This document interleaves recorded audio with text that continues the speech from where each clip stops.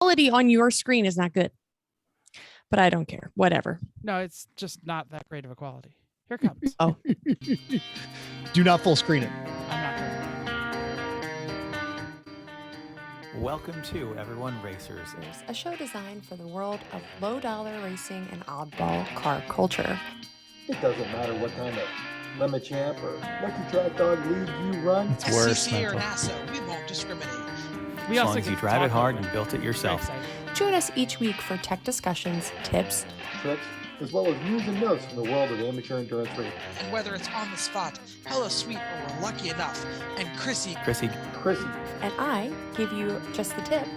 We're sure you'll giggle a little and learn even less. Everyone report to the paddock. This is Chris. This is Chrissy. I'm Jeff.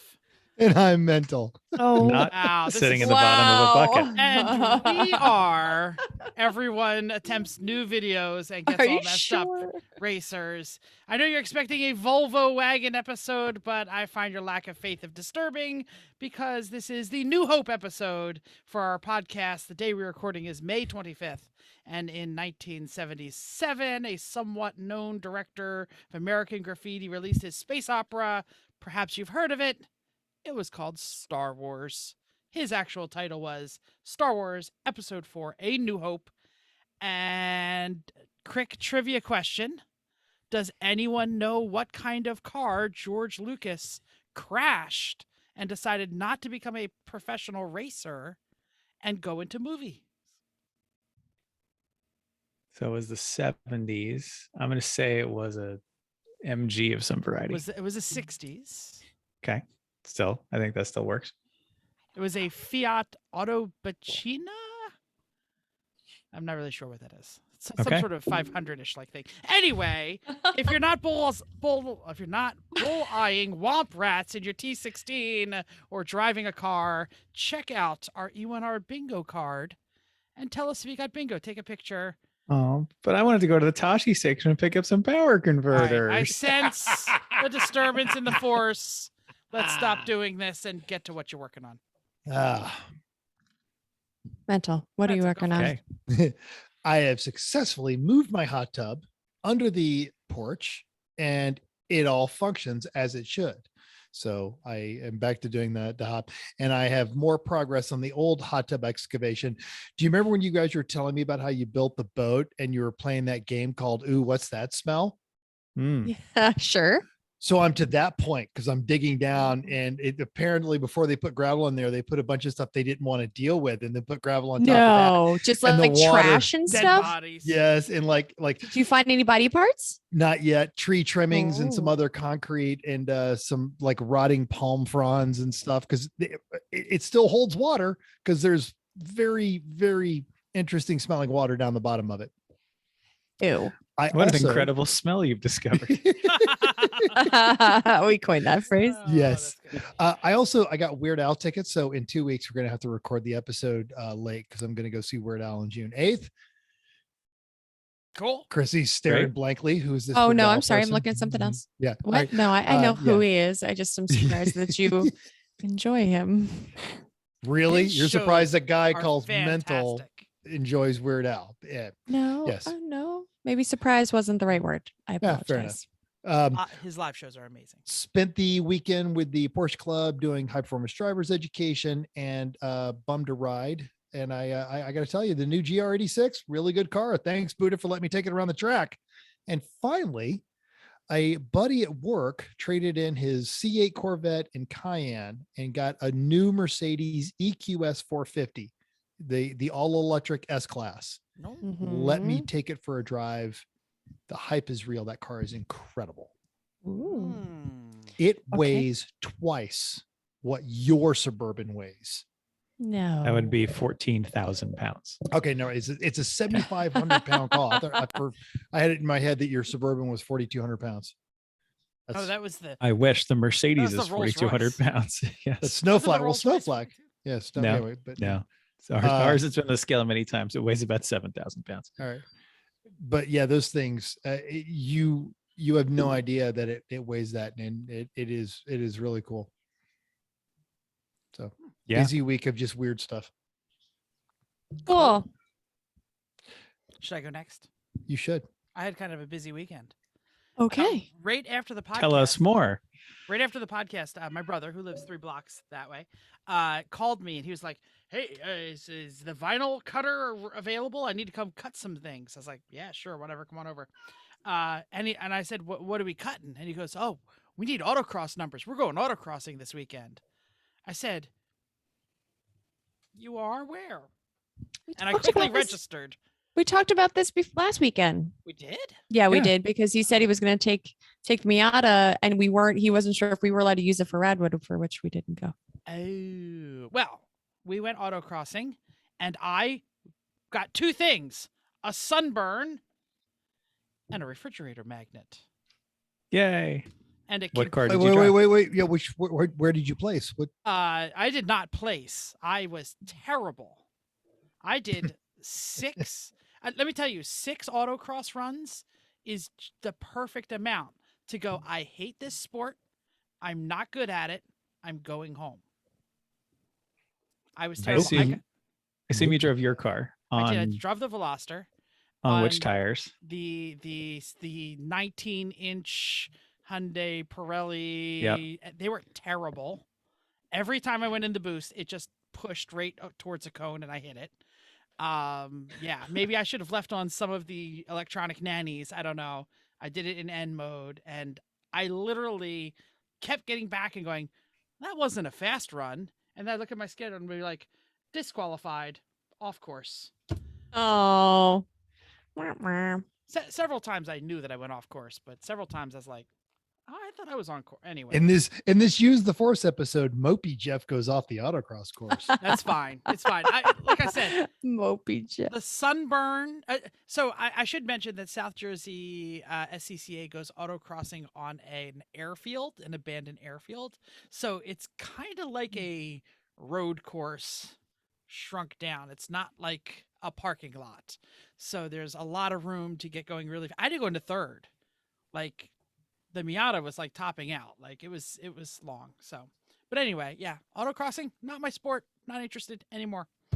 Okay, so anyway, I had a grand plan on Sunday and Monday, or Monday, I should say, because I had Monday off, on staging the race car for race car work. So I pushed the Z. Remember, this is a crash car with no front wheels on gravel, and I pushed it like 20 feet so that I could get the RX-7 behind the fence so my neighbors wouldn't be a problem. And I got it out of the trailer and I power washed it and I tried to mount all our tires on it, and 3 out of 4 corners wasn't happening. So we had this really bizarre, okay, so it has 15s on it now, and we were putting on 17s with much bigger tires, lots more meat, and it just rubs everywhere. So we have some spacer issues. There's a place where the brake lines aren't clocked right, so they point right at the wheel. The splitters and things are touching the wheels. There's a lot of reworking to do in the front of that car to get everything doing. I mean, it's not a problem. I just spent all day trying to get it to roll on the race on the, our rubber, because the 15s are so low. I can't even get it over the hump of my driveway. So it's still in the driveway. My trailer's on the street. The township is going to come at any minute and give me lots of fines. I don't care. But we got a couple of days working coming up with Jim. I'll say that's fine, and that's fine, and that's fine, and that's fine. Uh-huh. Sounds great. No, so it's all over the place here. So it's under a cover at least. There it is. That's what I was working on. Great. Chris, Great. I've switched gears to boat again. The Boston Whaler that's been in my family for 30 something years. Last year, 2 years, we restored the hull. The one thing we didn't touch was the engine, which is the 2005 Tohatsu 90 horsepower direct injected. So I said, well, this year let's refresh that because it's looking a little worse for wear. It runs pretty well, but so I did a little bit of mechanical stuff. I had the fuel injectors cleaned over the winter, got those in, new spark plugs. There's a leaking gasket in part of the fuel system, replaced that. And then got to putting stuff back on because I had all the brass like railing set-offs and things and Norman pin and whatnot all re-chromed over the winter. So that all had to go back on. Before that, I had to cut and buff and wax the interior of the boat before the railings go on, because then the railings are really in the way. It's a pain in the butt to do it then. So got all that done and boat washed and great. And then actually we took the boat out for a couple hours Saturday afternoon when it was 96 degrees, took it to the lake. And that was a great time to do it. Yeah.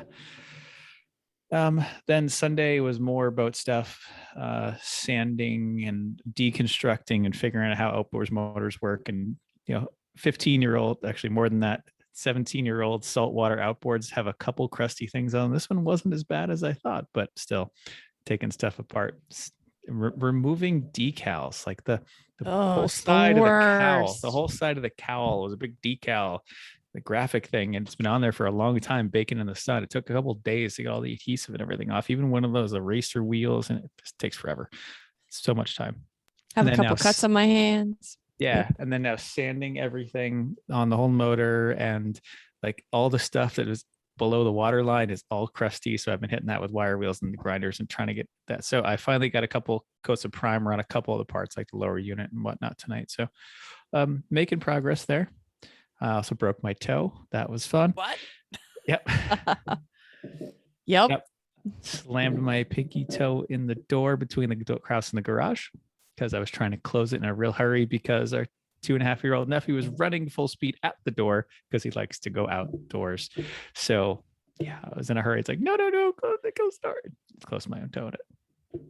It's been exciting. So now you hobble and it's do. Purple. Yep.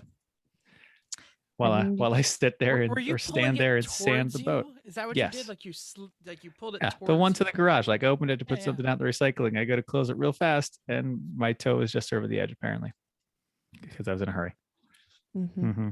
Yikes. Yep. So it's like one of those things he can hear from wherever he is in the house. He knows when the door opens and he has to go out. He runs. Yeah. Especially when it's in the garage because he likes to go look at the cars. So, yep. And then he escapes. So there's that. So yeah. So I did half of those things. Sounds like a cat. Yep. Yes. And Toddlers, cats, they're not that different. I'm going to be honest with you. yeah, he's a little stickier than she is. So yes. But anyway, I had on Saturday while Chris was working on the boat, I had a duck race, which was great. We sold out, but we didn't win. Mental, I bought you all the tickets you wanted and we didn't win. But that's okay. Every 69 and 96 she could get. And that's true. Work. Oh, well. Didn't matter. But thank you. Thank you. I bought a lot of tickets. Anyway, we enjoyed some downtime on the boat, as Chris said. So I spent Sunday, Sunday? Yes, Sunday, doing brakes on my sister's XB. I saw that on the gram or whatever. Yeah, I put it on both actually. Yeah. So we had bought them for her for Christmas, and we said, well, we knew that they needed to be done sometime, but they started squealing a little, and she just asked if we could get it done, and I wanted to make sure there was nothing else wrong with it. So it took a little bit of discovery. We had some difficulty with why the brakes weren't going, especially for the rear pads were not lining up. You kind of couldn't put them all in the small space that they were supposed to go in. So we figured out just take all the bolts out. So just a little frustration, but we got it done. And then we went to go bed them in, and now they stop on a dime and they're quiet and they're very nice. So we spent, and then I helped Chris with the, I feel like we should adjust the tip on knife safety because trying to take the logos off. I put my hand on the top of it, and I put my knife on one side, and I razor would blade. Razor blade. Knife, I would just go like close to my hand and be like, no, don't put your hand there because you know better. And then I slice my hand. So there's that. Yes, Scoutmaster is tweaking.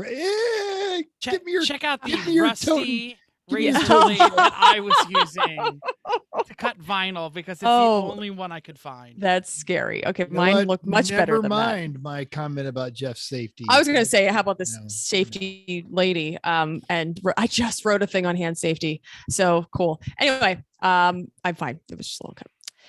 We're ready? News and notes. all Okay. you. You're first. I know. I was just taking a breath. Okay. In today's exploding news, Hyundai is recalling, it's recalling 239,000 cars in the United States because of the seatbelt pretensioners can explode and injure vehicle occupants. Drivers and front passenger seatbelt pretensioners can explode upon deployment and send shrapnel through the vehicle. This sounds like a party, but it's a sad party. Pretensioners tighten the belts and in preparation for a crash, and the recall, which expands and replaces 3 previous recalls, including 2019 and 2022 Accents, 21 to 23 Elantras, and 21 and 22 Elantra HEVs. Vehicles repaired under previous recalls will be brought into the dealership and get this one fixed for yourself. So hopefully you probably don't know anybody that has them. I hope not. And then if you do, maybe it's your parents, maybe it's your friends. Go get it fixed. That would suck. And recalls are great. Just go get a new one. Yeah, dealers love it. I don't care.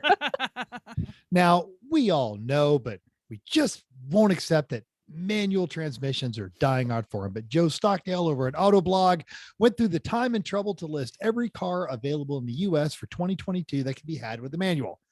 It is only 40 models. Some are obvious, like your BMW M3s, M4s, and of course the MX-5 Miata, whatever they're calling it, it's a Miata. Some are a little more obscure, like the Ford Bronco, only with the base 4-cylinder, can be had with a row your own. And the Mustang, of course, can, but not the GT500. That has to have a 7-speed sequential. And the new GR Super that we discussed a little while back. Now, I was actually still kind of pleasantly surprised to find out that you can get a Toyota pickup with a manual, but it's only the TRD Pros and the TRD Sports. And I met someone at one of our local car events who had one. You can't order it. You can't go to Toyota and say, I'd like to buy this. You can't even get on the website. They make like 1 out of every 15, and you've got to find a dealer that is willing to go and find you one and have it shipped to their dealer. How about you? Yeah. How about you guys? You guys look through that list, see anything that was happy or disappointing? I knew that this was thing before I even saw the list, but it always annoys me that when it's some models, but not the right model. When I was shopping 2 years ago, trying to decide what to get, I really wanted the new Mazda Turbo, the Mazda 3 Turbo hatchback. It came in all-wheel drive. It came in this, but the stick was only in like the premium, which came with the leather and the sunroof and was like more than $30,000. So you couldn't get it in the all-wheel drive. You couldn't get it in the baser models. So once it's priced or the turbo there, or the turbo, yeah, you had to get the premium or the premium turbo. It was very annoying. So there's no turbo manual Mazda 3, no matter what trim level you're in. The premium you cannot have turbo motor, and manual. Yeah. Yes. So I wrote it off the list because even when you got up that far to get like the 2.5 non-turbo, but the premium, it had all the stuff I didn't want, and the stuff I did want wasn't on it. Anyway, it was priced the same as the Veloster N and the approaching the Civic Type R. So off the list it went. I'm going to order off menu because he missed one. The new Acura Integra is going to have a manual transmission. And I think had that been available when we were shopping for the Mercedes, it would have been solidly in contention because we said, what would be great? A Civic Si with a hatchback, Honda does not make, with the nicer interior and still keeps the manual. Guess what the Integra is? Civic Si hatchback with a nicer interior, still keeps the manual with the limited slip and all those things. That Mercedes EQS, I forgot about this. I know we're shifting gears. It's a sedan. Shifting gears. It's a sedan, but the trunk lifts up and it's effectively a hatchback. That's a hatchback. It just looks. And that has no gears. Yeah, it has no gears. It has 1 gear, all of it. Chrissy? I just thought. Go ahead. Oh, sorry. The Integra's only in 23, right? Is that why it's not on the list? Because I don't think they have them in Maybe. 22. I know they're about to start selling them, so probably like they're in production now. So that's why I figured it was close enough. Close enough. I'll let you have it. Mm-hmm. Okay. I'll allow it. I'll allow it. The Mirage. Is the Mirage still a car? No, It was wasn't never before. really a It car. was never a car, but like of all the ones you're gonna pick the Mirage. I also don't know what a Emira is. A Lotus Emira. It's the The replacement for the Evora. Ah, pretty okay. much. Which Bigger one, right? should Yeah, it's the have a V6 stick, one. which is amazing. Mhm. Yeah, no, I just thought that it was weird to have a Mirage on here. I mean, I'll take half of these. I'm happy to see that there are some that still have sticks. Some of these are reasonable. Some of them are like, who's going to buy a Dodge Challenger with a stick? Some people. You think? Tom Oh. Lamino's dad just bought one. With a stick? Yeah. Oh, I would totally the 392. Well, I mean, It's- yeah. the 392 is Yeah. a great. But my only problem with the 392 is not the 392. It's the people who People who own them. buy them. And also, says the Chevy Spark. yeah. Somebody is going to buy a Chevy Spark with a stick in it. Just somebody's gonna buy a Chevy Spark full stop is amazing, but that's And right I've- there with the Mitsubishi Mirage. Right. Both of them are. Hey, you know what? We can get you approved. Wait. That's the Who is going That. to buy a Chevy Spark? Even if you want a tiny hot. lens. I know. mount. Well, this is not This is not helping. That example is not Yes. appropriate. I have a job. It doesn't pay well, but I have a job. But if you want My a c- tiny my hot car- hatch, don't My get a car Spark. No, they don't. People aren't buying a hot hatch. My car blew up. I need No. a car that will not blow up, and I don't do maintenance. What can I get for just And I wanted- $99 down? and I want a $90 a Daewoo month? with a Chevy badge on it. Yes. Bingo. Does, Yeah. does the stick improve the Versa enough to No. not make it the worst car in America? No. Nothing. What improves the Chris said. Versa Is the enough. Mirage and the Spark like? Does, Yes. No, does the this would be Versa the can cover worst stick? race ever. The Mirage, the Versa, and the Spark. Yes. But the In Versa- that order, though, I would take the Mirage because the Mirage is just straight up. At least you get to say it's the lowest priced car in America. You know what? You're. It's like I graduated the bottom of my class at Harvard. You get to say something about that. The Versa. At least I and- have a Mitsubishi. That's what you're going to say. Yeah, the Versa and the Spark. You don't even know what a car is. You just. You barely operate one. Yeah. Terrible. I can't wait till they show up in Lemons, all of them. I don't think we've seen any of those actually. Because the CVTs, they just won't last. The Versas. Well, yeah. Anyway, Okay. so let's talk about other cars that don't have gears. The Tesla, it takes some pride. The entire company takes pride in its security. They openly attend hacker conventions and close software vulnerabilities that the groups find. But Steven Simes at Motorius shows us a hacker that was able to unlock and start a Tesla without the fob nearby. The problem isn't necessarily the Tesla, and the implications reach beyond Teslas because it's most cars in general. On camera for the Daily Telegraph, a hacker was able to intercept, capture, and copy the owner's phone signal, and get that into a computer nearby. Then by exploiting the Bluetooth, which is like low energy stuff, he designed to conserve power. You basically gain access not just to the car, but to the home or to any device that's using those Bluetooth signals. So the hacker claims he let Tesla know about the risk, but didn't receive any affirmative response. He also claims to fix the security flaw, Tesla would need to change their hardware, not just the software, because it's not a coding issue. He's stealing the code. So that's fun. The upside is no Tesla has been stolen using this until, it gets on a major podcast like this one you're hearing. Probably because yeah, exactly. The software inside the Tesla can be tracked like your iPhone. So who the hell would steal a Tesla anyway? Where are can you basically going to just take that open Tesla? your phone and shut it off and be like, get the fuck out of my car. I don't know. But anyway, it's something to watch for those who embrace some technology. Link to the article and the video will be in our show notes. Great. In better news, former guest Jake Thewis, I'm sure I pronounced his name wrong, even though he told us how to do it, had a great take on the recent Radwood Philly event. It sold out, so we didn't attend because of that. But hey, all accounts, it was a great celebration of cars and culture of the Rad era. So Jake was there with some pretty rad Viper sunglasses, got some great pictures of a mint green K-car sedan and brown paneled wagon. He did a focus on the Iacocca era Chryslers and Dodges, because who doesn't like a turbo minivan? I don't care what whoever might have said anything, because this one even had a manual, which is even better. Jake had a good costume, had someone let him even drive around in their 83 Dodge 600 convertible for a short bit. My ex-stepmother had one of those. That was a terrible car.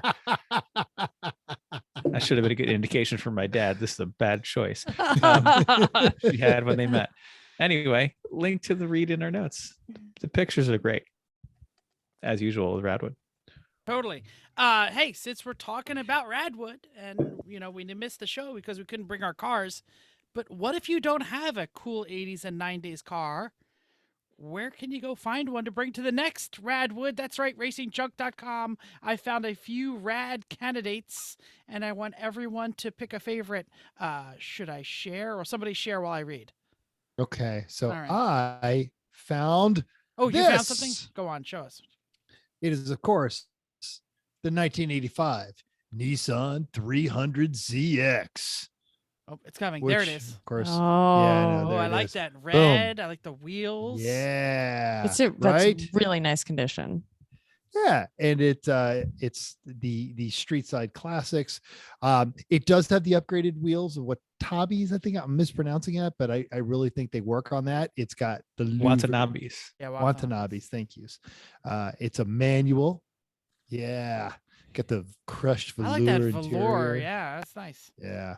So and of course, the best thing about this era of Z cars, it's got up and down headlights. So that's Very mine. nice. I thoroughly, and let's see if I can get the great shot, if I can make it go to this one. The louvres on the back of it, because back in the 80s you had to have louvers. That's absolutely right. Because rearward visibility was for suckers. So that's the one I found, and you can find that one on racingjunk.com. Really, for the condition that it's in, not bad at all. All right, anybody else find one, or I'm going to pull up mine?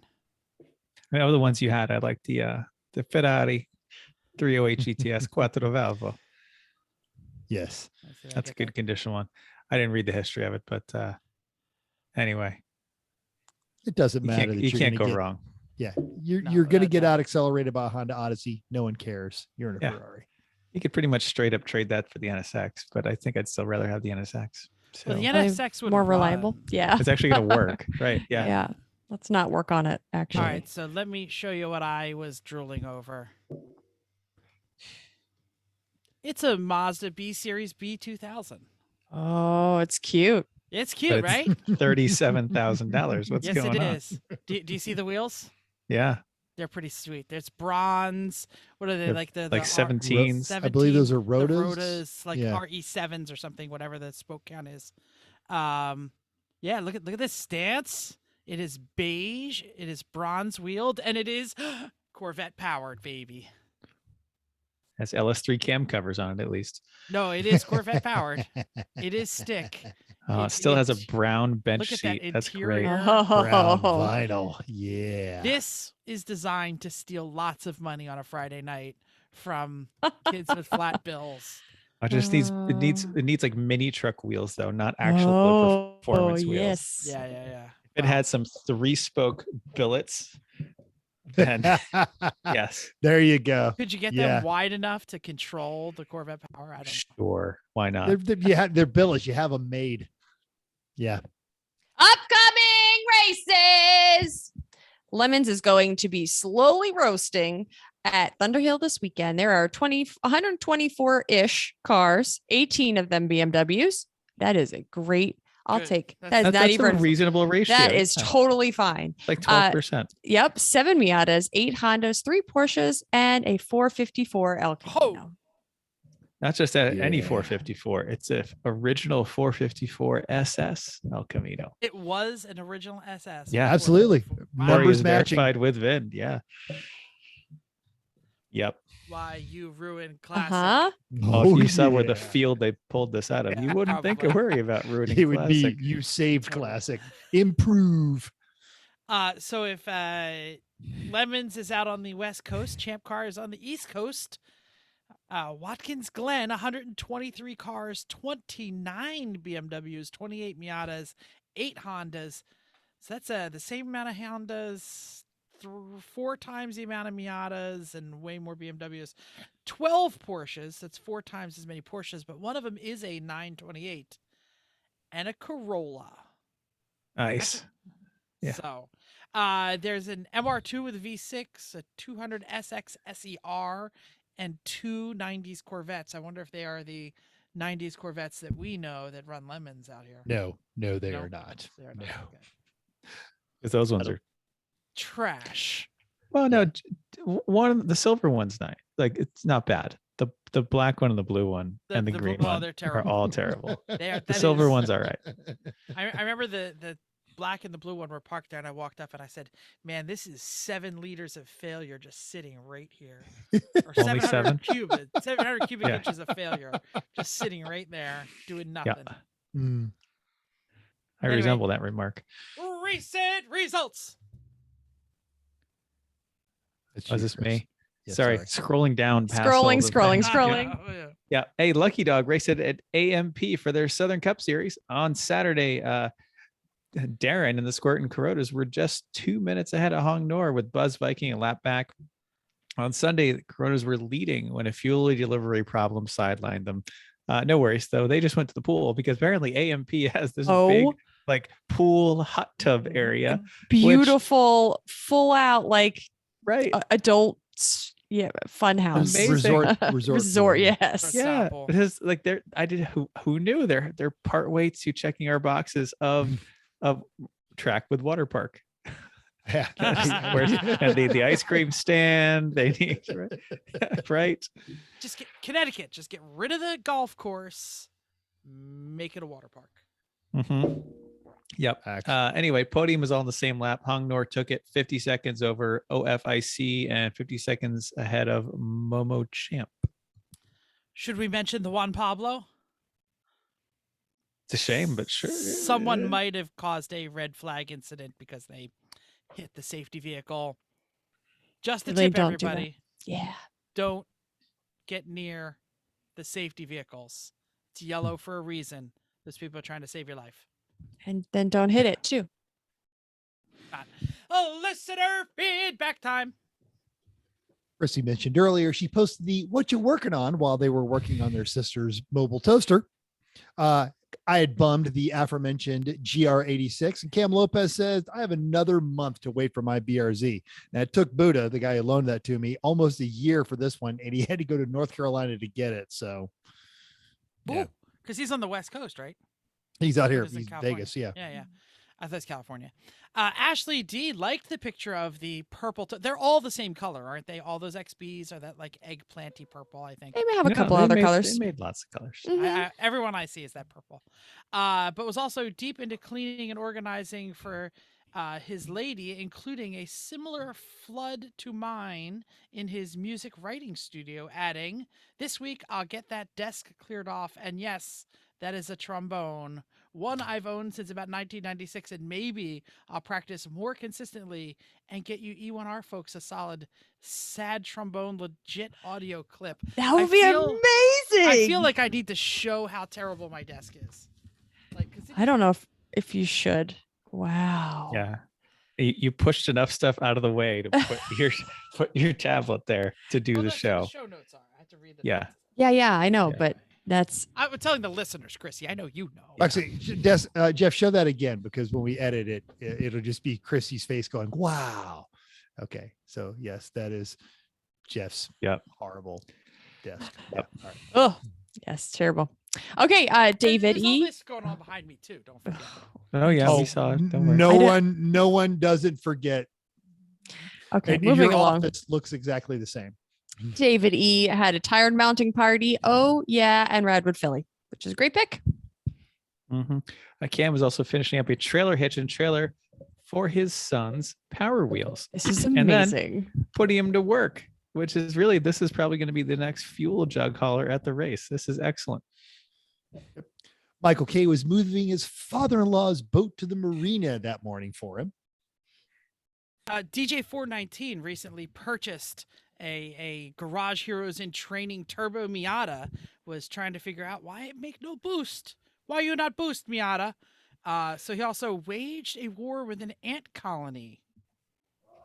Eric, Okay. you got to tell us. We'll tell you about the ant stuff we use that works amazing. Amazing. I borrowed it, and the ants disappeared for like an entire season. Mm-hmm. Yeah, And probably back now. They are. Yeah, not at our house. Once a year. They're great. James M was prepping his bike for sale.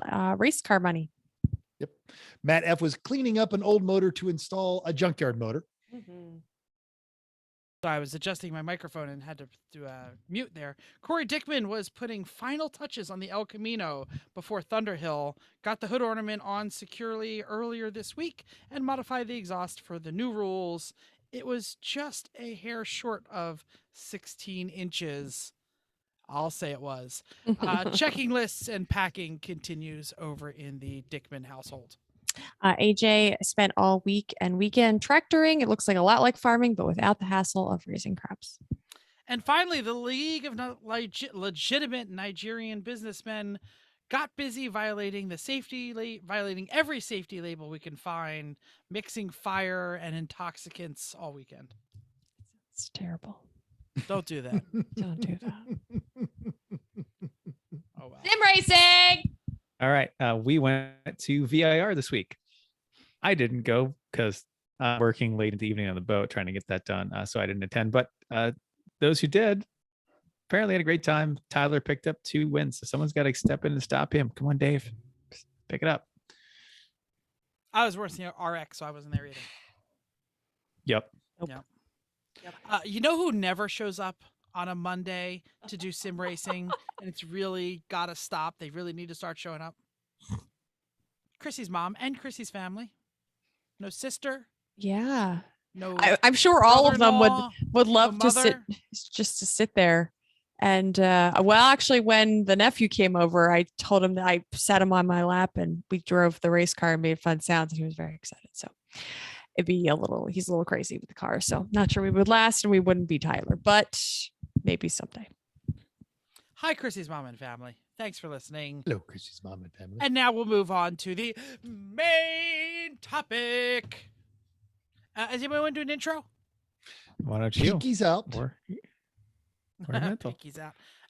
Go ahead, Mental. You want to do it? I'll do it. Sure.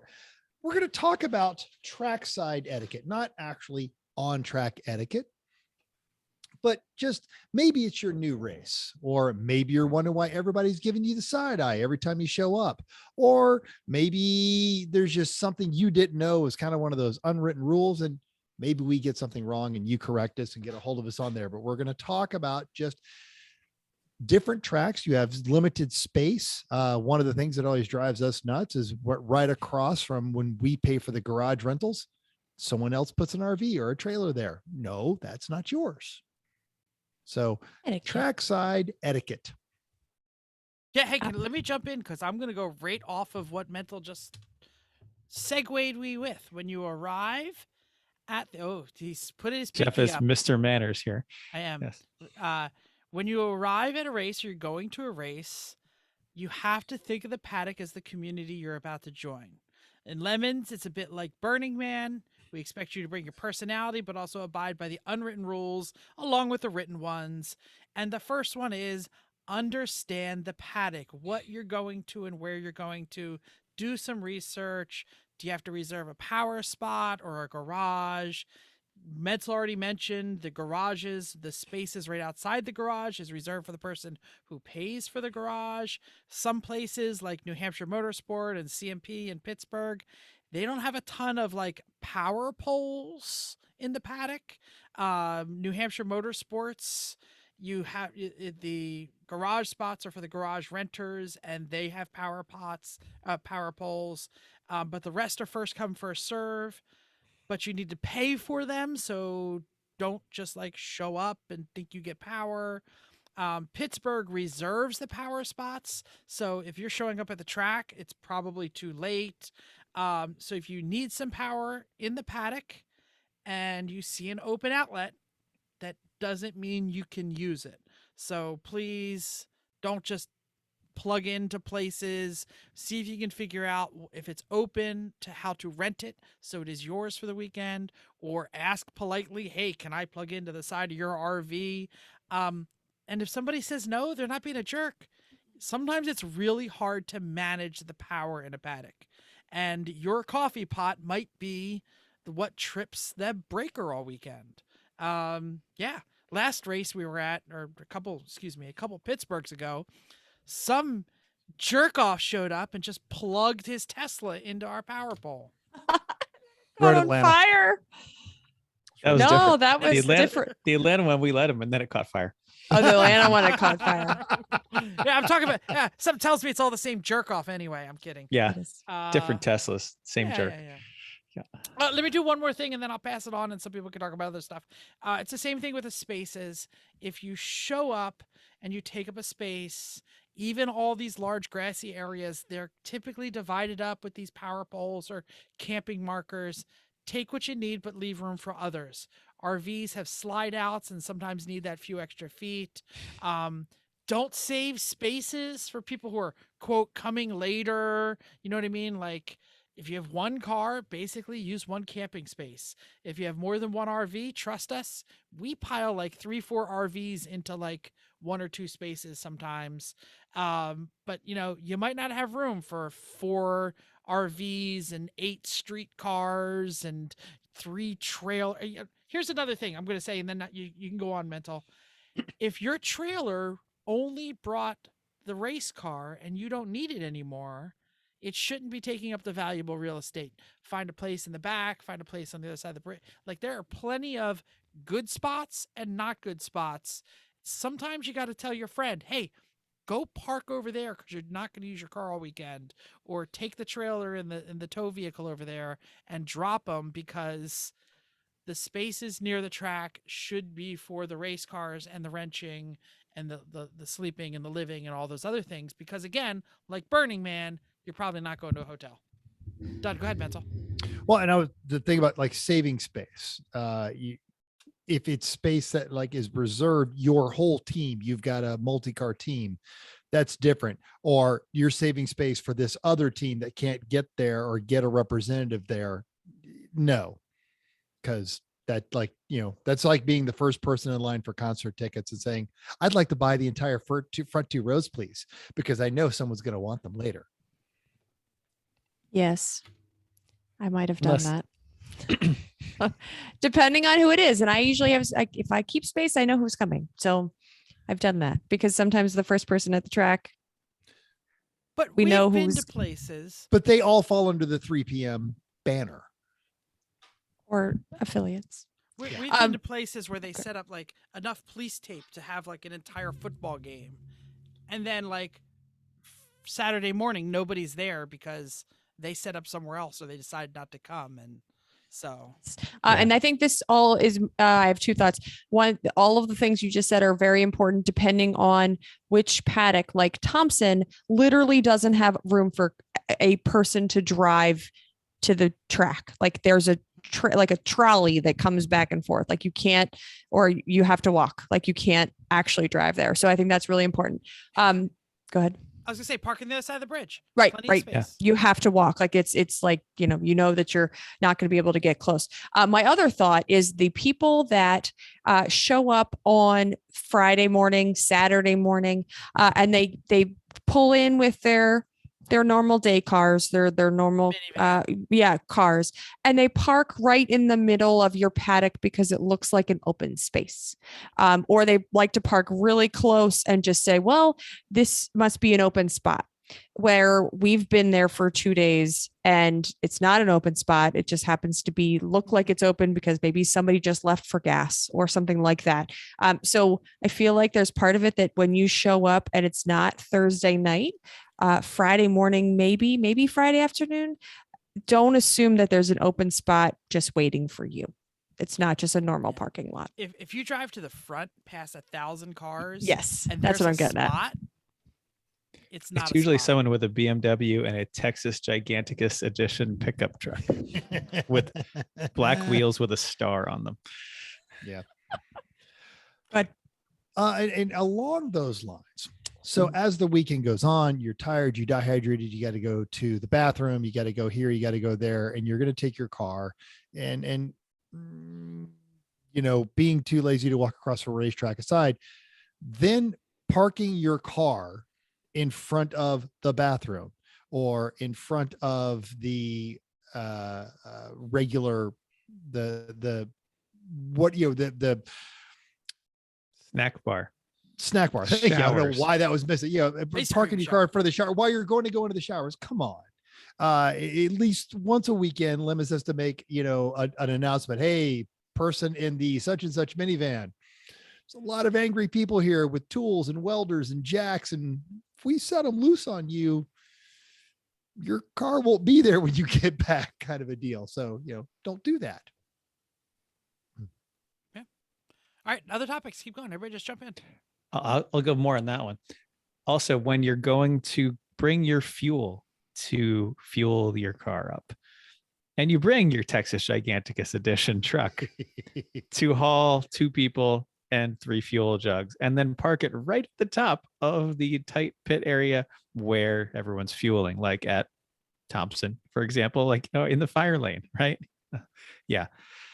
That's open for a reason, not so you can park there. yeah, that's a good You can call. fit Fire lane, you can yeah. fit a pit cart in your Giganticus edition truck to bring the carts over there. That would be nice. Try that. Just keep EV lanes clear. Hey, can I do a positive? Yeah, please. Here's a positive. The world of Lemons is filled with fantastic pit transportation and pit carts. Yeah, it is. Think about building one and bringing one, because not only are they cool, but then you get to not have to drive your giant pickup truck. If you want inspiration, look at the Lemontarians. Yeah. Yeah. I mean, that's crazy. Somebody can they got pick up an a airport tug. They've got things from Dr. Seuss books, basically. You're absolutely right. My chair just broke. You're absolutely right. I thought you were that surprised. I was like, okay, that was funny, but like not like fall over funny. Yeah. The little But yeah, retractor things. the little trailer thing that Cam built for his kid's That's power cool. wheel, you Very could cool. really upgrade to power wheel. It'll haul Mhm. 4 jugs around. You've got the collapsible garden carts that you can put on the back of a scooter. Jet skis with a scooter under them. Totally safe. Skid steers. No, I don't know about airport Recommended. tugs. safe. Yep. Drill powered. If you can drill power a scooter, you're cool in the Lemons paddock. Think about it. That's the- Snowmobiles with rollers on the front. Those are big. We did that one, and then not we, but we had that one in Houston, and also the one that cracked me up. The Coyote Roadrunner 240 SX used to run down a CMP, and they actually had Oh, they had the rocket. they had a rocket Wile E. Coyote style that you jumped on and rode around like an Acme mail order. That was I'm- excellent.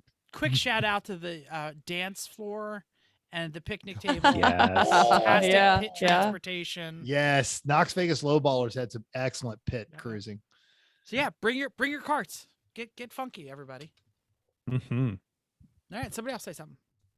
So we've beat the look. Space is always at a premium, even at a place at New Hampshire. Just if the thing you don't need is not there, make that thing, put it someplace else. I understand the competitive spirit, especially on the track, but there's a point of taking it too far. And if you're listening to this podcast, and this goes NASA, SCCA, if you're one of those, I'm not here to make friends, I'm here to win, leave. You're in the wrong place. All right. I have been at highly competitive NASA weekends. I've been at Vera weekends and SCCA, and of course, the 4 or 5 different versions of this endurance type stuff. And if you want to be like super serious racer person on the track, awesome. But there is just no need to be that aggressive and offensive in the pits, in the paddock. Yeah, I'm not here to make friends. Good news. You're not. But just, you can be competitive, not be rude. Chrissy. I have the one story that just came to my mind. I was thinking it was an HPD, but it may not have been. It might actually been the Summit Point when we went AER maybe. But when the Cadillac parked in the middle of, they died Yes. and they parked in the middle of the street and With stayed Summit there. Point, AER, Yes, absolutely. right. All And they weekend. they stayed there. They died. They couldn't fix it, and they were in the middle of the driveway. And we were like, we really do. And they were right across from our paddock. So like every time we tried to pull a car out, it was in the way. So things like that. Just where you think about where your space is, where you are in your space, and you might be in somebody else's world, might be in the way. Let me jump on something Mental said about, you're coming here to join the community and you should be friendly out. The second the checker flag flashes and we're not actively racing, be social. Go talk to people. Have a good time. Share a beer. Go find the guy that you slightly cut off or maybe cut off a lot. Bring him a beer and say, dude, sorry. Like that goes a really long way in paddock etiquette. If you did something on the track, even if you screwed up, you spilt your oil, you needed to borrow something, got to talk to the people around you, walk around, make friends. This is what I was going to Preferably- go on. This Oh, is go on. perfect, Jeff. Yeah. No, you're absolutely right. If you had a good time racing against someone, like you were going back and forth a few times, go find them, say hi. It's nice to know the people who you just had a good time racing against. You might make a new friend that way. Yeah. And like you said, if you screwed up, sorry. Oh, apologies. It goes a long way, I think, to keeping everyone positive and happy and knowing you weren't just being a jerk. Something happened. Okay. And you're going to do something about it. That's great. But just especially once your car is fixed, especially grab a beer, take a walk, see who's around. You can, like, at this point, we've been doing this for so long. We can walk around and I can't even make a lap of the paddock in an evening because I find so many people to talk to. But That's how Jeff just like leaves and misses dinner and Mhm. pictures and things. He's just Yeah. like, oh, what are you doing? Never miss dinner. Always miss the picture. Yeah. I don't know. Sometimes you've been late for I'm dinner. rubbing my belly off.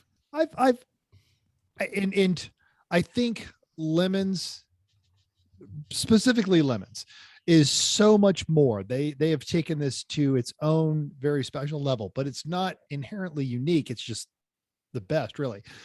But one of the things I love about the Vintage Auto Racing Association out here is they're the same way.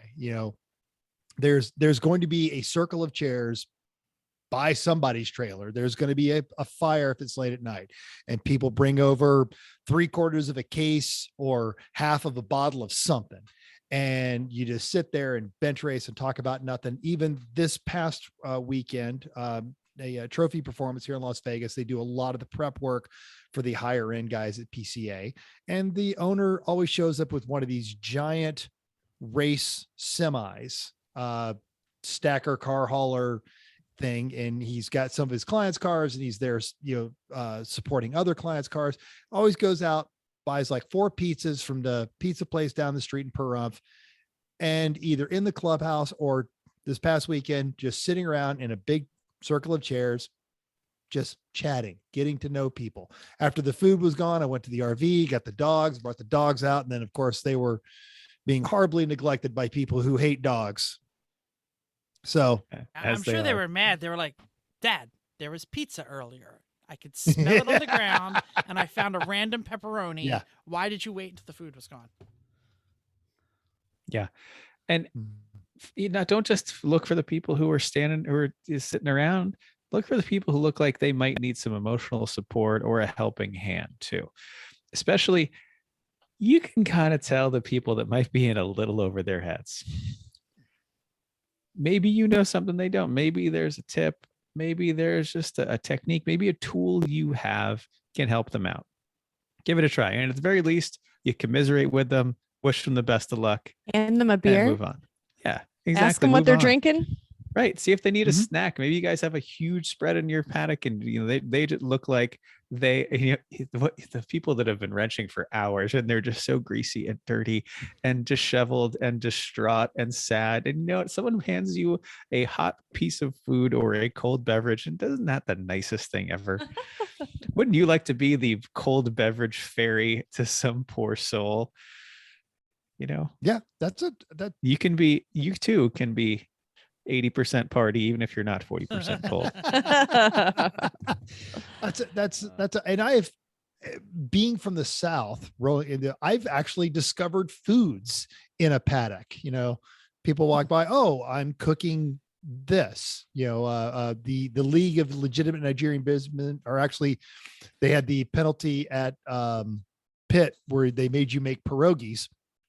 They're like, but of course we've already got good pierogies made because we take our pierogies very seriously. Apparently Chris. so. And I want to point out some people who regularly do this, and I think it's a great thing they do. Soggy with his bacon and cheddar bests. I mean, everyone's like, oh, bacon and cheddar best, and that's so great, and that's a wonderful thing to do. The gin and tonic guys in the Northeast, they have their Audi Coupe GT, and they walk around just making gin and tonics for everybody with a variety of different gin. Like that's just a nice thing to do. Moscow mules. I was going to say that. Yeah. So and I'm sure there's plenty that I'm forgetting. We drink out of the mannequin. Do you remember what that was? Whatever it was. I didn't drink it. It was that good, apparently. I didn't even try. A bit sexual. Yes, that's why. Yeah. So and like Sasha's kebabs, always great. And who's the guy on Yuri's team who makes the barbecue? Edwin. That stuff is delicious. Oh, and he's always making it, and it's always. I just kept a bowl for myself. I think Edmund moved out of the country. I think I saw on his Facebook. We're Facebook friends. He was just at Pitt. Yeah, I think I saw him. Like I don't remember where. I don't know how it's so. Oh, man, it was his so barbecue is so good, so tender. Who's gonna make the sous vide? On a little tiny grill the size of like a 8.5. I think they tried to get him a new grill and he didn't want one. What was the New Hampshire? It was like 3 teams that showed up with whoopie pies, and all of them were like homemade whoopie. Like there was a team that was themed as whoopie pies. Okay, great. Oh. I was 50 years old. I'd never heard or had a whoopie pie. There's like 3 variants of it. It was fantastic. Let me never been in our paddock apparently. Oh, I know. My mom hears this. You're gonna get no. That was the weekend, the first time I had your mom's whoopie pies. And let's be honest, there were some great whoopie pies out there, but we know who made the best. Sure. Let me do a combo meal. You can show your personality, have a cool pit vehicle, and be the cold drink fairy like Duff Beer. Yeah. They Duff have a Beer's cart great. With what are those things? They're not like kegs. They're like little. Yeah, they are. Taps. They're small. They're much smaller kegs. They're like cylinders. Kegs. Yes. And it is their home brewed beer, and it is fantastic. They bring different. That's the paddock, baby. That's the winning. Okay, so I'm sorry, Chrissy. Go ahead. I want to switch it to. I want to pose a question to you guys. So continue with the beer. In one of the first times I ever met the tetanus racing team was when they had the infamous snake eggs in the engine, and then so not only is it an opportunity, you got all that. They had a brewer on their team, and they brewed a beer to theme. So the next race they had snake oil. And when the track went cold, they had the venomous snake oil, and that was the stuff with alcohol. And while the track was hot, because you can't have an open drink, they had non-poisonous snake oil, and it was this really good root beer. So, your food, or if there's something that you're good at or you're proud of, or even if you just want to try a new recipe and get an honest feedback on it, there you go. Okay, so I want to switch topics just a little bit, but I'm thinking about all the things that we're saying are really good for people that like people, even if you only like people a little bit.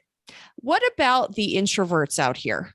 About the people that are not so excited about going to meet people? Maybe it's your first race. You're a little nervous. You're not sure. You're concerned that you might be slowing people up on the track, so you don't really want to tell people who you are. There might be that team out there that's just kind of like, well, it's great that you guys know everybody and I can bring beer, but like, I don't really want to do that. Obviously that's not me. But there are people out there that don't really want to or hesitant to, because we're all a big family. We know everybody. And you're new into the circle, not really good at meeting people. What are your suggestions? Do they want to meet people and aren't good at it, or they just are perfectly happy to not be social? Don't care. Both. I mean, we've talked about both. We've said, don't be an ass. Don't just show up and then leave as soon as the track is cold, but maybe you don't want to, but maybe you just aren't really excited about meeting people. Just throwing it out there. I don't know why I'm always the first one, but so if you're Jeff not, had his hands up. okay, if you're not keen on walking around, I would say just grab a chair. If you're not a drinker, grab a chair, go to the end of your paddock space with your race car behind you and sit. And someone will come over and probably be friendly about it. And if you're worried that you're holding people up, oh, you're going to hear about it. But I would argue most people will probably come over and be like, oh, I had one of these. My mom had one of these, blah, blah, blah, blah. Have you had this problem come up? They'll at least be nice. And if you're I like it. You're sitting in the end of your chair, you're not coming across as standoffish. You're just, hey, I'm here to race too. I mentioned this when Jake Thieves was on the show from outmotorsports.com. Go check out his website. We're going to link it in the show notes because he went to Radwood.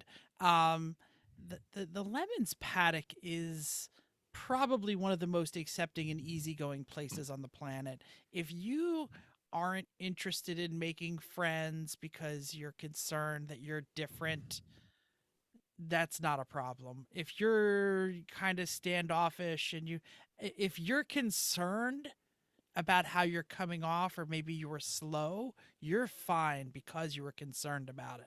If you think you gotta win, that's the guy that usually doesn't get along in I didn't mean to genderize that. That's the person who doesn't get along in a Lemons paddock. So you know what? Everybody, you probably showed up because you like cars. You probably know something about cars. Go talk cars. We haven't even talked about sharing tools. Yeah. If you're just go ahead. Find the one car in the paddock that you saw. Just walk around by yourself. And if there's one car that you find interesting, just go look at it. Go ask them, hey, this is cool. Go look at it and give them a compliment. And that's about it. And at the very least, you'll just see another car that you would think is interesting, and they'll be happy to do it. And you don't have to have a long conversation with the people, but just look at a cool car. They'll be happy you looked at it. You did something different. There you go. I'm going to say, if there's a car in the paddock that is like yours, go talk to those people. You might learn something. You guys could share parts. Yeah. German people out there, you're always, hey, who's got a triple square? Hey, a triple square. I don't know what triple square is. But the Volkswagen BMW people are always looking for one. Volkswagens, yeah. Stupid Volkswagens. Well, they have to know each other because they're always broken. They need the parts. Oh, boy. Who else got something? I got one more, but I can finish it up or whatever. If we're shifting gears, this was always a bit of a pet peeve of mine, even before I moved over to the other side of it, is paddock speed limits. Not just in your race car, and let the person who has not come off the track all amped up and went rolling through the paddock at 30 miles an hour, thinking you were doing 10, throw the first stone. Been there, done that. That's fallen prey to it. But at any paddock of any race, you name your racing association, there are children, there are dogs, there are people in wheelchairs, there are people carrying large, heavy mechanical devices, and there's drunk people, and they hopefully may not during the day. Hopefully not, but let's be honest, but okay. But at any given time of the, and one of the worst perpetrators, not as a demographic, but as a user type, are people on electric scooters. They'll go blazing through the paddock at 20 miles an hour, and you don't hear them coming. Chill the fuck out. Sit the hell down. So just try to keep it even if the track is cold. Just slow down. There is nothing in that paddock in that big of a hurry that you've got to be there right now. And you might miss something cool. You might drive past a cool car or see some, oh, I need one of those tools, or, oh, that's so-and-so, I wanted to go and tell them great driving. Just roll through the paddock, nice 10 miles an hour. It's cool. Just everywhere you're going during the race and after the race in the paddock, it's 10 miles an hour. Just chill. I have one. Go. So, and I'm not saying this because we have an actual judge in our midst, but being nice to the judges. So my thought is, and maybe you don't even see this, but all staff. Yeah, so all not staff. just- Yes, absolutely. So all staff that are there are they're people too. I think so. Some people say if you're real racers and you're coming in and you are only want to be there and you don't want to be, you don't want to play the games, you don't want to do black flag things, and you're just there to race, blah blah blah, right? The people that you're talking to are real people, and they're working hard to keep everybody safe. And we've come so far to be a fairly safe racing community. So and you give them, if hopefully if you bribing is a real thing, but also if thinking about if they need lunch. I mean, we usually bring them lunch sometimes, but there's plenty of times I think, I don't know if Jeff has, but at least the three of us have judged, and there's plenty of time when you're at a track and you can't stand up to get a drink, or you just wish you knew where some coffee was. Offering things like that to people are right. So I always bring everybody coffee, and just because usually we're close, but it's nice. It's a nice thing to just think about. If you're going to Dunkin' Donuts, maybe get some coffee, get something for the people that are going to be sitting there, because they are working really hard to allow you to have fun, and they're real people too. So Dale and Ken will take coffee almost anytime. Yep. And whoever's an amazing working, amount. Yeah, whoever's working in the tower can't leave. So getting some lunch brought to them is really, really appreciated. Yeah, that's usually it's rich on the East Coast, and actually rich on the West Coast too, or Mike Gritter. Yeah, you're right. If you have people. extra, I Yeah. usually go talk to Kim, figure out how many people are where, and you just figure out how you can deliver it. And then you bring a couple platters, and make sure you bring forks and knives and stuff like that for them. But it's really nice to be able to reach out to them like that. Especially if you've got extra stuff, it might take you some extra time and an extra effort, but it's always appreciated. And if you're a bit introverted, but you just kind of want to expand yourself a little bit, Ken is a great person to talk to. Dale's awesome, but everyone's going to come talk to Dale while he's talking to you. And Ken is like the low key Dale, and they both have such great racing stories. If you want to learn just Bibles full of truth about how life operates, have a chat with Ken or Dale. Hand them a cup of coffee, or hand them they're Or both water. Scotch people. Coffee, water, coffee, water, Yeah, coffee, water. Coffee, water. Yeah. Alcohol after the flag. And they you will learn so much. Cool. Let me switch another gear here. I want to talk about fluids, the kind that you leak, not the monkeypox kind, the kind that leak from your car. Here's the deal. Fuel. Fuel should not be stored inside any of the garages, or really inside anywhere.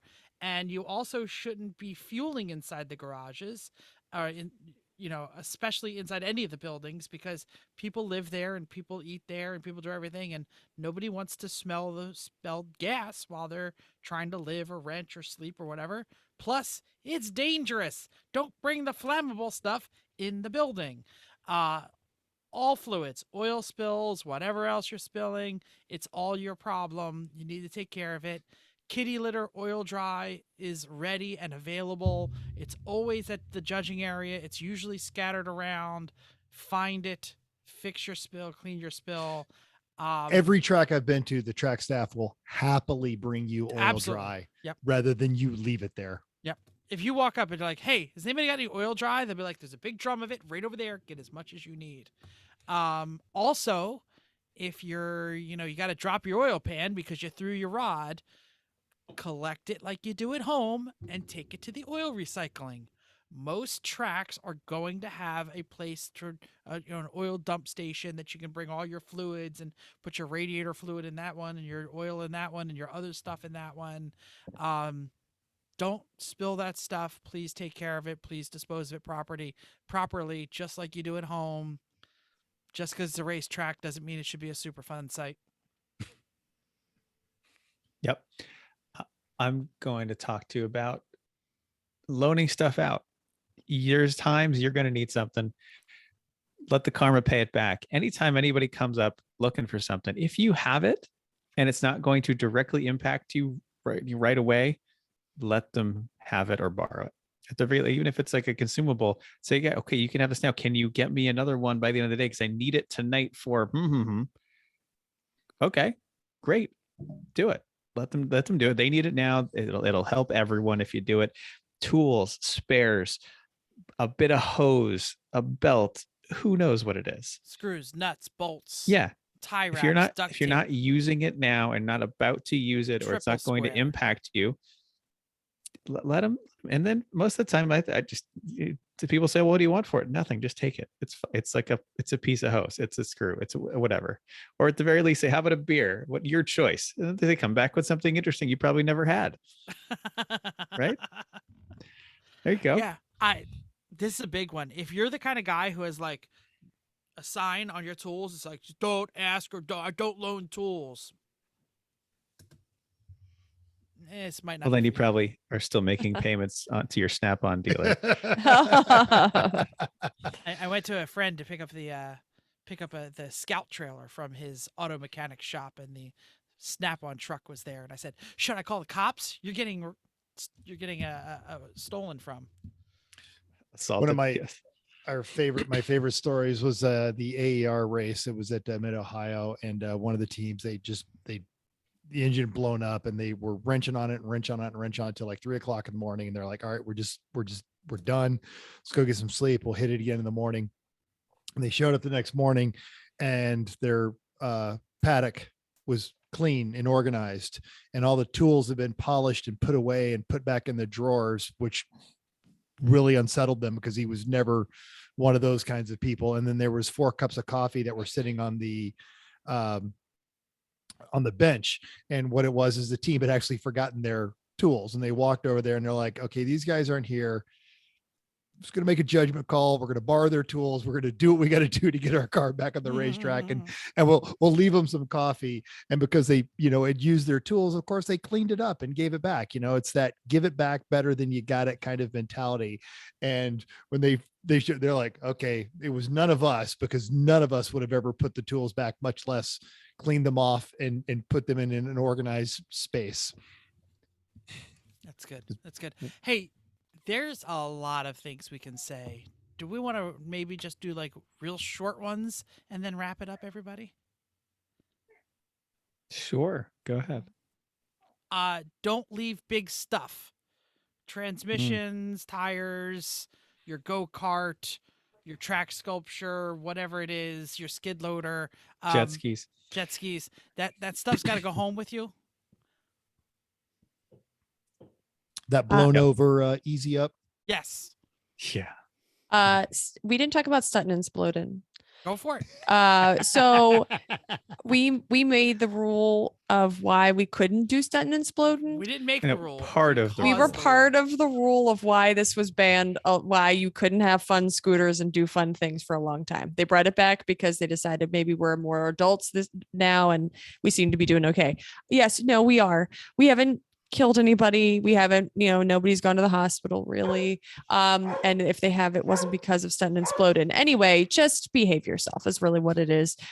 Making sure that you are not being so dumb. And if you're really drunk, don't drive that mini bike and race with your friends. We've done that. It's not about injuries to you. It's about injuries to other people. Yes. Like when you crack a rib from laughing so hard because your friend put his bike down. Things like that. Those are real injuries, people. Air quotes, be responsible, whatever that means to you. Okay. Mm-hmm. Anything else? Okay. Say, I've seen this at a lot of different levels. Folks show up, oh, we've got this experience or we've got this car, yeah, we're going to win. You're not going to win. Just go ahead and just drop that one. Just throw that one out there right now. You're not going to win. You don't have a secret. People have been racing cars since the 1930s. And since the second one was made. Yeah, since the second one was made.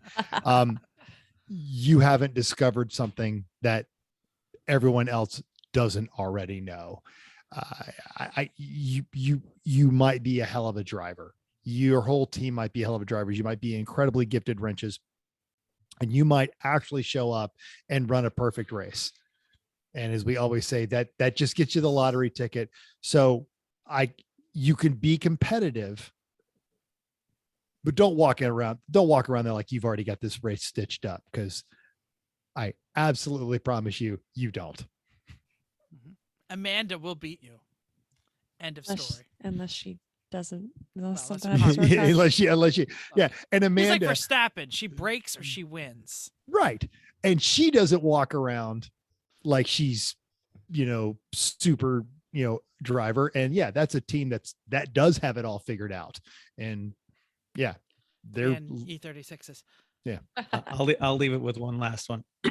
When you're in the penalty box, shut your car off if you can. Thank you, Chris. If you can turn it back on again. Right. Sometimes you really can't. Like, okay, got it. Fine. But most people can. Just shut it off. I forgot one. Come to the potluck.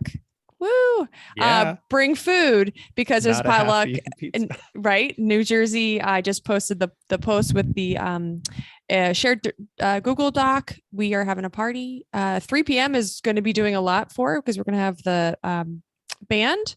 Yep, we're gonna have live music and the so make sure you bring your food for Saturday. What's the other team that's Zero Energy? Zero Energy, yes. Yes, they are running most of it. I'm just doing the organization like last time. So and if you abide by my rules, I won't bite your heads off. No, we'll be much more organized next time. It's just how it went down. Bring some I'll food. be there to help this time. Sign up if you can. If not, if you forget, don't worry about it. Just bring some food.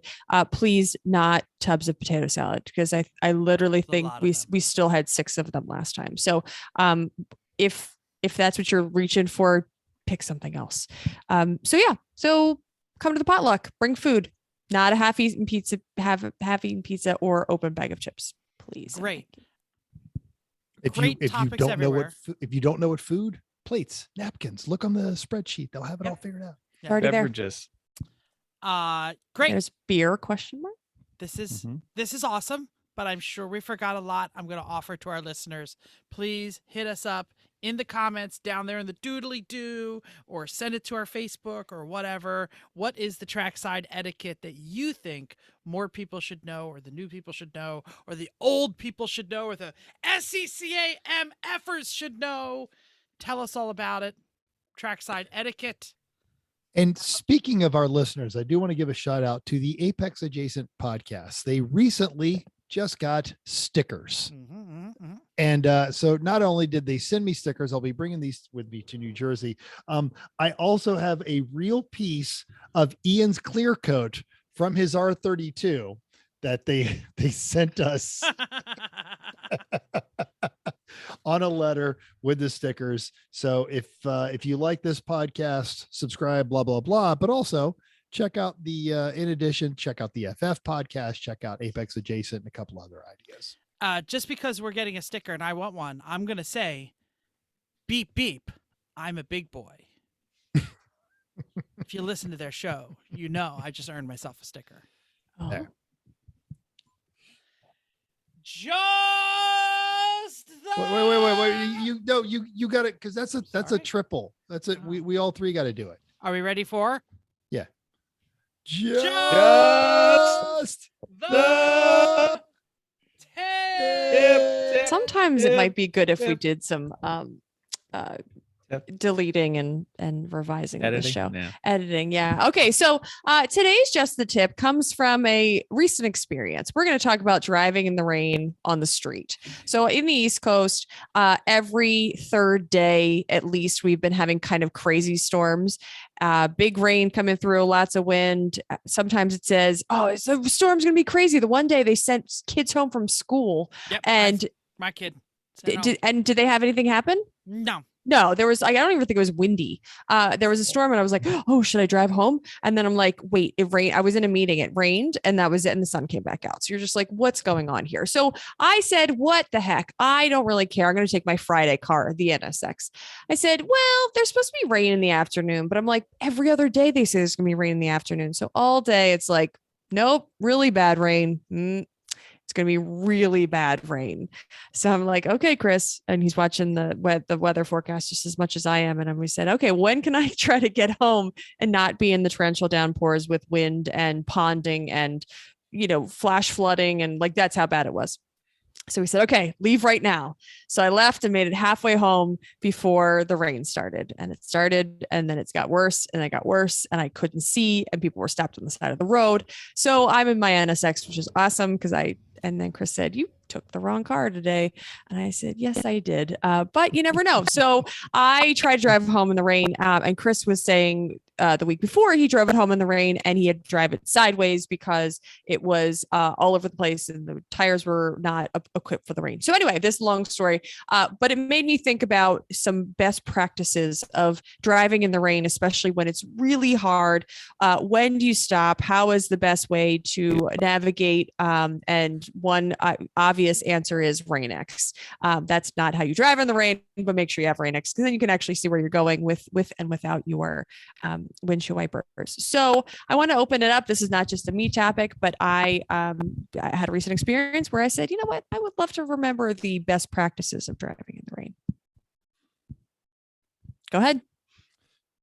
Primarily citizens of Atlanta, but anyone. And I'm preaching to the choir because no one who listens to this show does this. If you are moving at 50 miles an hour, do not turn on your hazards.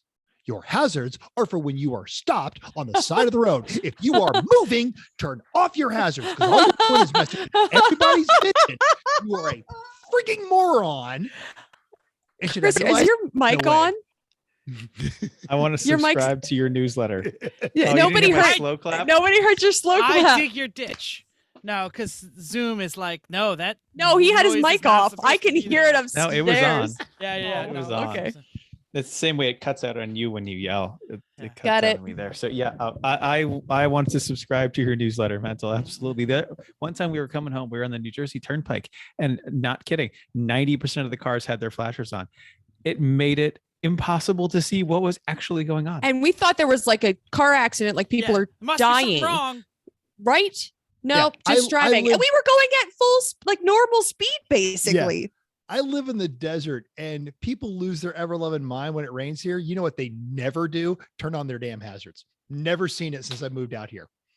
We are preaching to the choir here. The kind of people that do this drive Hyundai Tucsons and don't listen to this show. You're not wrong. Sure. Sure. Okay. Yeah. I will say a good safety tip. Turn off your cruise control, because the way cruise control works is you will hit a puddle, you will hydroplane, so your car will not have traction and it will slow down some deal. And your cruise control will try to make up for that by accelerating the car when you have a loss of traction. And by the time you realize what's going on, it's too late and you are going to be facing the wrong direction. So if it is a good sized downpour, turn off the cruise control. Increase your safety bubble. A little bit extra room on all sides. You never know what's going to go on. I'm also going to mention that if you live in a place that doesn't rain often, and this is the first rain in a while, it is going to be most slippery in the very beginning, because that's when all of the goo and drippings and monkeypox fluid is all on the road, and it's going to get liquid when that rain first starts. So be most careful when it first starts. Look for the traction.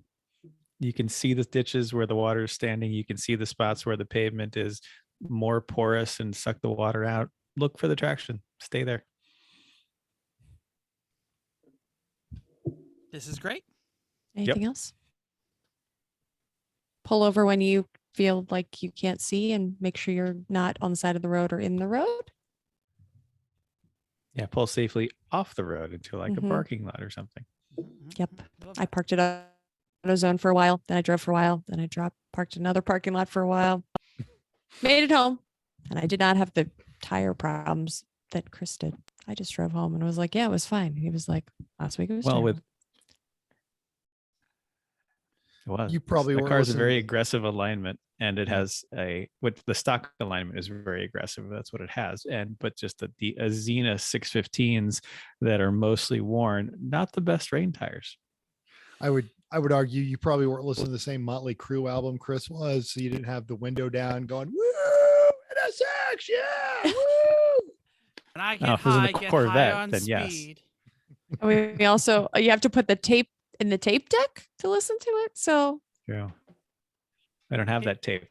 Tape I don't decks have are that great 'cause tape. You can get the one with the little mini plug on it. we have one of those. Okay. Thanks. All right, that's great. Just a tip.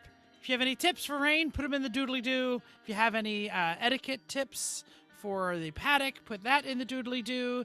Do we have any idea what we're doing next week? No. No. No. It's been a while since we've had a guest. If anyone has a guest out there you'd like to suggest, hit us up. No? Mental's got guests ready. No. Don't hit us up. We'll figure it out. We'll figure it out. That's just asking for problems. That's Don't true. do that. I have a car. Can I be on the show? No, you No. can't. If you know somebody We limit- famous. We limit our guests on purpose for very good reasons. Yes. True. All Don't right. open Thanks that for door. downloading us. We hope you enjoyed this week's edition of Everyone Racers. We also hope you'll join us in the world of driving, racing, and building because everyone can be a racer, even you. If you enjoyed this podcast, subscribe. It's totally free. Then go to iTunes and give us a 5-star rating. Even if you hated us, give us 5 stars and tell us why. If you have any questions or show ideas, drop a comment on our Facebook page or hit us up in the doodly doo or whatever. everyone.racers@gmail.com. You could text us at 484-243-0455. Mental still wants to see pictures of your junk. YouTube, Facebook, Everyone Racers, Reddit /E1R. Thanks again. And until next week, keep the shiny side up. Unless it's raining, then just keep those wheels down.